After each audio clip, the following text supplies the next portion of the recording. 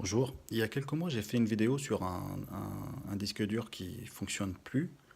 Et en fait, le problème, il venait de l'adaptateur. Donc à l'époque, j'avais expliqué qu'il fallait juste changer l'adaptateur et puis le disque dur, il fonctionne en fait. Je précise bien, c'était un problème d'adaptateur. Et j'ai reçu un message d'un monsieur, bon, il est resté très gentil et tout, mais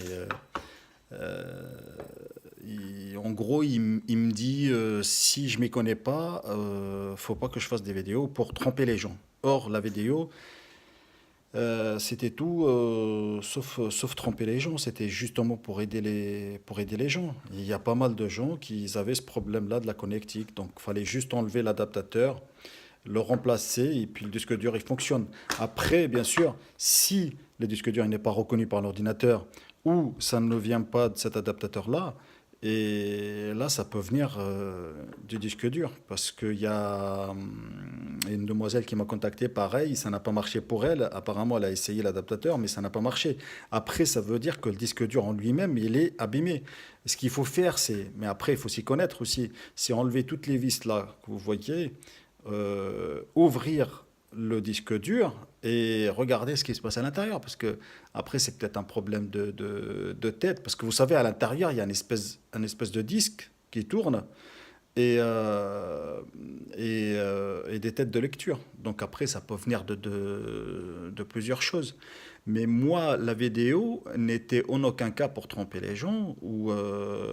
D'ailleurs, j'en suis désolé que ce monsieur-là, peut-être qu'il était frustré parce que voilà, il a échangé l'adaptateur et puis ça n'a pas marché pour lui.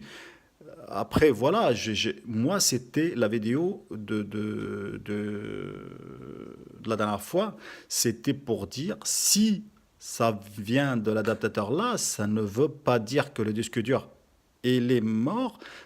Comme il y a beaucoup de gens qui ne le savent pas, on achète un disque dur, il est dans un boîtier comme ça, on ne sait même pas qu'il y a un adaptateur qu'on peut remplacer, c'est vrai. Après, il faut démonter le disque dur pour accéder à l'intérieur, pour voir ce qu'il y a vraiment à l'intérieur. Donc voilà, je voulais faire cette vidéo pour expliquer que voilà, si ça ne vient pas de cet adaptateur-là, après ça peut venir des disques durs. Après, ça dépend ce qui s'est passé. Est-ce qu'il n'a pas eu une chute? Est-ce qu'il y a plusieurs facteurs en fait? Mais après, je déconseille pour les gens qui s'y connaissent pas d'ouvrir le disque dur.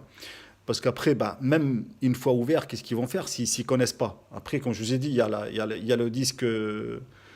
Il y a le disque qui tourne en fait. C'est comme un CD.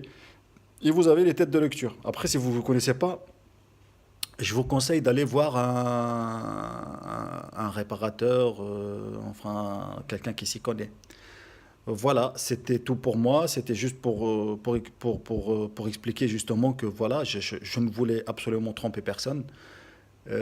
C'était une vidéo de partage, parce que moi j'ai eu le problème, j'ai cherché, je me suis renseigné, j'ai ouvert le boîtier et j'ai trouvé ce fameux adaptateur qui était à changer. Donc voilà, c'est en aucun cas tromper les gens. Donc voilà, j'espère que c'était clair et à d'autres vidéos. Au revoir, à bientôt.